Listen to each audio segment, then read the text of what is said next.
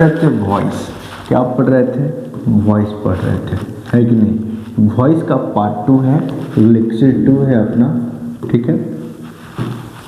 हमने पढ़ा था present indefinite tense. Present indefinite tense के अंदर जो है, अगर हम बात करें प्रेजेंट इंडेफिनिट टेंस के अंदर जो है, हम लोगों ने देखा था क्या कि प्रेजेंट इंडेफिनिट टेंस जो होगा, है ना, उसको हम लोग बनाने का प्रयास किए थे और 2 क्वेश्चन एग्जाम्पल देखे थे, ठीक है। 2 एग्जाम्पल्स उदाहरण की अगर बात की जाए, है ना, तो सबसे पहले फिर एक बार रिमाइंड करते हैं चीज़ों को कि इसका स्ट्रक्चर क्या होता, सब्जेक्ट प्लस V1 या V5 प्लस ऑब्जेक्ट, है ना, जिसको हम लोगों ने बनाया था।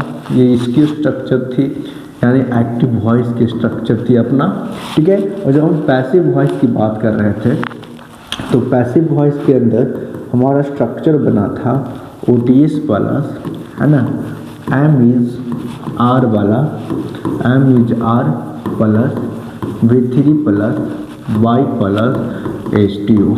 बना था कि नहीं बना था, बिल्कुल बना था, ठीक है। और इन स्ट्रक्चर्स पर ही, है ना, यहाँ देखो सब्जेक्ट के अनुसार वर्ब का यूज होगा V1 या V5 का, और यहाँ ऑब्जेक्ट जो सब्जेक्ट बनेगा इसके अनुकूल जो है अगर बात करें तो इसके अनुकूल जो M लगेगा और इसी के अनुकूल इज और R का प्रयोग होगा। मुख्य रूप से जो है वर्ब की यूज जो है, चाहे हेल्पिंग वर्ब हो चाहे ऑक्सिलरी वर्ब हो, ठीक है, या ना, या मेन वर्ब हो, जो भी वर्ब होंगे वो सब्जेक्ट के अनुकूल ही, सब्जेक्ट के अनुसार ही चलेगा, ठीक है। हमने ये पढ़ा था, ठीक है, कोई दिक्कत नहीं। आज हम लोग कुछ क्वेश्चंस को भी कर लेते हैं और कुछ चीज़ों को समझेंगे और प्रेजेंट कंटिन्यूअस टेंस को भी हम लोग देखने का प्रयास करेंगे, ठीक है। क्या करेंगे, प्रेजेंट कंटिन्यूअस भी हम लोग देखने का प्रयास करेंगे, ठीक है। तो चलिए हम लोग समझते हैं। अगला कुछ उदाहरण के तौर पर अगर हम आपको बताना चाहें तो समझिए कि इस प्रकार से भी क्वेश्चंस आपको देखने को मिलता है। आई लाफ एट, मान के चलो यह हमारा क्वेश्चंस है जिसमें आपको सब्जेक्ट तो दिख रहा है, क्या हो रहा है, सब्जेक्ट दिख रहा है, यहाँ वर्ब भी दिख रहा है, ठीक है, और यहाँ पे ऑब्जेक्ट भी दिख रहा है कि नहीं दिख रहा है, बिल्कुल दिख रहा है। यहाँ पे प्रीपोजिशंस एक आया है, क्या आया है, प्रीपोजिशंस एक आया है। तो प्रीपोजिशन जो आया है अपना, ठीक है, ये क्वेश्चन का टर्म जो है वो दूसरा बन गया है, ठीक है। तो प्रीपोजिशंस के अंदर क्वेश्चंस का टर्म जो है भाई दूसरा बन गया है।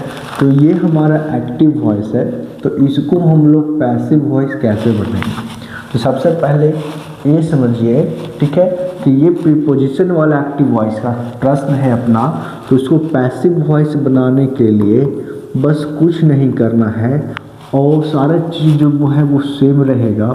OTS plus M is R, इसका स्ट्रक्चर यही बनेगा, OTS plus M is R, ठीक है, प्लस V3 प्लस एट, जो प्रीपोजिशन आपको देखने को मिल रहा है, जो प्रीपोजिशन आपको यहाँ पे देखने को मिल रहा है वो प्रीपोजिशन लगाएंगे, प्लस उसके बाद बाई प्लस क्या लगाएंगे, STO। मेरा कहने का तात्पर्य ये है बच्चे, हम समझाना आपको ये चाह रहे हैं ना कि जिस किसी भी स्टेटमेंट में, जिस किसी भी सेंटेंस में अगर किसी मेन वर्ब के बाद प्रीपोजिशन आ रहा है, प्रीपोजिशन जो है वो मेन वर्ब के बाद ही आएगा, तो एक्टिव वॉइस के साथ वैसे ही पैसिव वॉइस में बिहेव करेगी और वो मेन वर्ब के बाद ही, क्या, मेन वर्ब के बाद ही जो है वो प्रीपोजिशन जो है वो आएगा। मतलब जैसे अगर हम इसको पैसिव वॉइस बनाना चाहें तो कैसे बनेगा, ये तो अपना स्ट्रक्चर हो गया, क्या हो गया, स्ट्रक्चर हो गया, मतलब बनाने का नियम, बनावट जिसको बोलते हैं। अब हम सब्जेक्ट को जो है ना ऑब्जेक्ट बनाते हैं और ऑब्जेक्ट को जो है भैया उस सब्जेक्ट बनाते हैं। तो ऑब्जेक्ट क्या है अपना, हिम है, तो क्या बन जाएगा, ही बन जाएगा, ही, है ना। अब इसके साथ क्या लगेगा, इज, ही इज, है ना। अब क्या है, अब क्या है ना, ये ऑब्जेक्ट हो गया, हेल्पिंग वो यूज हो गया। अब क्या अपना V3, तो लाफ का क्या होता है, लाफ्ड होता है ना, ईडी लग जाएगा, V3 बन जाएगा। क्या हो जाएगा? ईडी लग जाएगा तो V3 बन जाएगा। ठीक है। अब कहता है क्या कि प्रीपोजिशन जो है वो वर्ब मेन वर्ब के बाद ही आना है। ठीक है, प्रीपोजिशन जो है अपना मेन वर्ब के बाद ही आना है, तो इसके बाद ही हम प्रीपोजिशन का प्रयोग करेंगे। ही इज लाफ एट, अब जो है बाय, है ना, क्या है, अब जो है बाय, और उसके बाद क्या आएगा? एसटीओ। बाय आया, उसके बाद क्या आएगा? एसटीओ, मतलब सब्जेक्ट अब ऑब्जेक्ट बनेगा। सब्जेक्ट जब ऑब्जेक्ट बना, सब्जेक्ट क्या है अपना, आई का ऑब्जेक्टिव केस क्या होता है मेरे बच्चे? आई का ऑब्जेक्टिव केस मी होता है। ठीक है, तो इस प्रकार के सेंटेंसेस के अंदर, ठीक है, इस प्रकार के सेंटेंसेस जो आप देख रहे हैं, है ना, तो इन सेंटेंसेस को अगर देखी जाए तो समझने का हम प्रयास करते हैं क्या कि जैसे किसी भी सेंटेंस के अंदर, ठीक है, किसी भी सेंटेंस के अंदर मेरे बच्चे अगर बात करें, ठीक है, किसी भी सेंटेंस को अगर देख लें,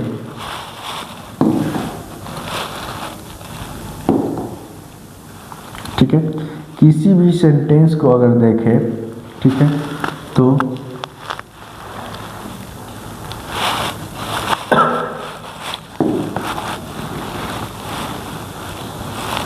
चलो कोई दिक्कत नहीं है ना। किसी भी सेंटेंस को अगर हम देखेंगे तो उसके सेंटेंस के मेन वर्ब के बाद ही प्रीपोजिशन आएगा। तो मेन वर्ब के बाद जब प्रीपोजिशन आता है तो पैसिव वॉइस में भी मेन वर्ब के बाद ही क्या आएगा? प्रीपोजिशन का प्रयोग होगा। ठीक है, समझ में आया कि नहीं आया? बिल्कुल समझ में आया होगा। ठीक है, तो हम बताने का प्रयास कर रहे हैं, आपको समझाने का प्रयास कर रहे हैं कि प्रेजेंट इंडेफिनिट टेंस के अंदर बहुत सारे टर्म्स एंड कंडीशंस हैं। ठीक है, और सवाल जो है सारे लगभग कॉन्सेप्ट से आपको देखने को मिलेगा। ठीक है, तो पहला हमने नॉर्मली देखा, दूसरा हमने नेगेटिविटी को देखा, है ना, या इंट्रोगेटिव सेंटेंस को देखा, तीसरा जो है वो प्रीपोजिशंस को देखा था। ठीक है, प्रीपोजिशंस वाले ये एक्टिव वॉइस का सवाल देखा। अगर